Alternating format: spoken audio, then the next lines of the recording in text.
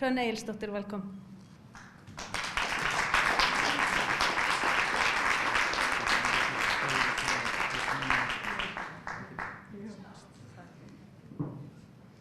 Thank you. I'm sorry about the word acidification. It's a tricky subject, and there seems to be no great way of explaining ocean acidification. And there's a lot of word confusing with pHs and acidification, what's acid and what's basic and so on and so forth. So I think just the scientific community at the time decided to use this word.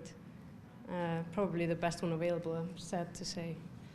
So thank you for having me here. I'm truly honored to be standing here next to Vigdís Finnbogadóttir, our former president, and Brynhildur Davíðsdóttir. Both are truly role models for young women in science and policy making, trying to make the voice heard.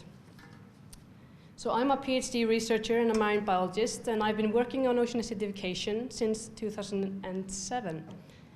And I want to start with telling you a bit about that. At the time I began working on my master's thesis in 2007, there was an emerging realization within the scientific community that humans were causing ocean acidification, and it was a serious threat to marine life.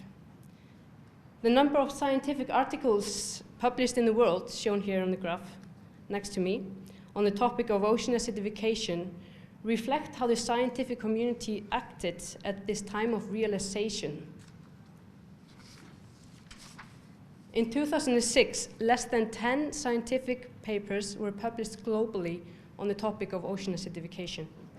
Now, almost 10 years later, there's about hundreds. I can't remember if it's 500 now or so. You see, there is no wonder ocean acidification just recently emerged as a serious issue in the public eye, since only recently did the scientists themselves realize how serious this problem was. So now I want to go to the science. What is ocean acidification? So about 1/3 of the CO2 we emit into the atmosphere since the Industrial Revolution has been taken up by the oceans. We have actually, the oceans have actually decreased climate change due to this by taking up 30% of the CO2. But it's causing a chemical imbalance. And not to go into the chemistry, but we're seeing a decrease in pH, ocean acidification, and there's another effect, a decrease in the calcium carbonate saturation in the ocean. And I'm going to come back to that. So how does the pH affect organisms? pH is an important parameter in the biochemistry of organisms.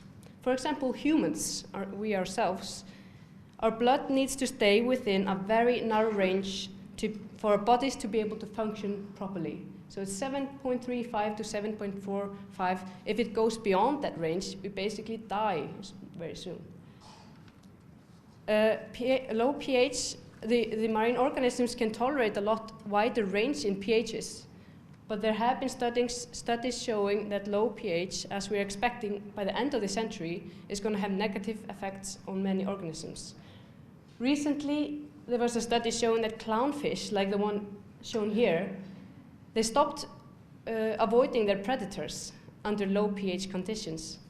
So they were actually swimming from their home range and into the open mouth of a predator. So this is just an example how the ecosystems, we have no idea, but the ecosystem can react to a low pH in the future in a very surprising way.